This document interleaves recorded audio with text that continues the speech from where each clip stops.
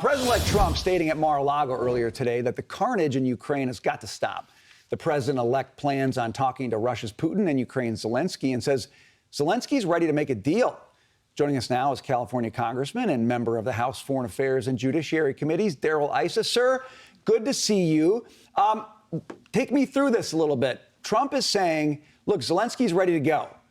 We know Trump is ready to go to make a deal. He says he wants to talk more with Putin.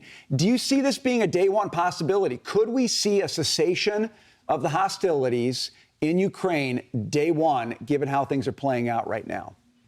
Absolutely. This is a little like that famous Babe Ruth pointing into the outfield and then hitting a home run exactly where he said he would hit it.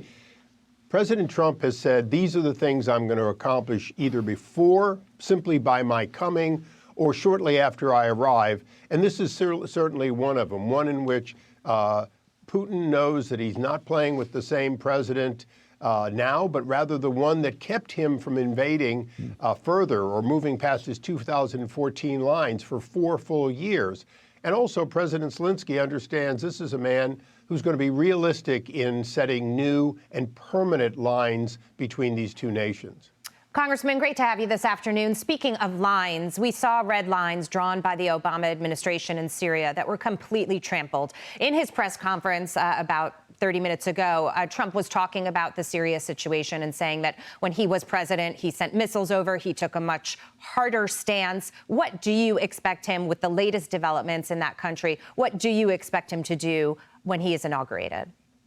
Well, he's going to deal with the mess left there, one in which the only reason that Bashar al-Assad is gone is that Israel, with our help, weakened Iran and Russia against Ukraine. And that is what created the opportunity that they could no longer defend one of their allies.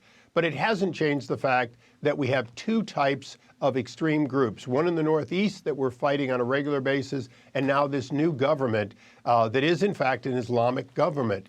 We're going to have to deal with that. That's going to be one of the hardest things for President Trump to do. But I know he's up to the task of making it clear that the new Syria not only can't be like the old Syria, it can't be an Islamic fundamentalist state, Sunni or not. Congressman, we saw Daniel Penny, the Marine veteran who was just acquitted of charges related to the chokehold death of Jordan Neely.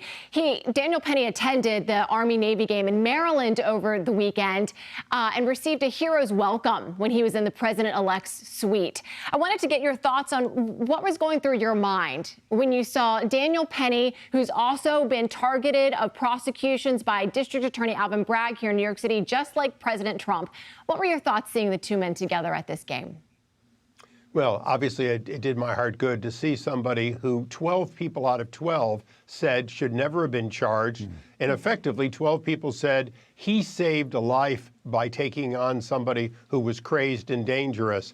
That really is the best reason to have him in there as a hero in the past, a hero that day, in spite of what Bragg wanted to have us believe about a city that Bragg had given up on defending. And so as a result, it became necessary for someone to do something, as regrettable as it might be, because there was no choice. You didn't have the kind of safety you needed.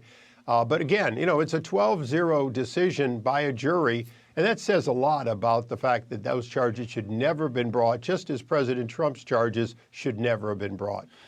Heroes in that suite at the football game. A lot of interesting characters in that suite, Congressman. I would have liked to have been a fly on the wall, maybe a fly in Hegseth's suit. But anyways, that's a different story. It's good to see you, Congressman Issa. Thanks for being with us today. A lot of heroes, as you said, including our future Secretary of Defense. Absolutely. Good stuff. Thanks.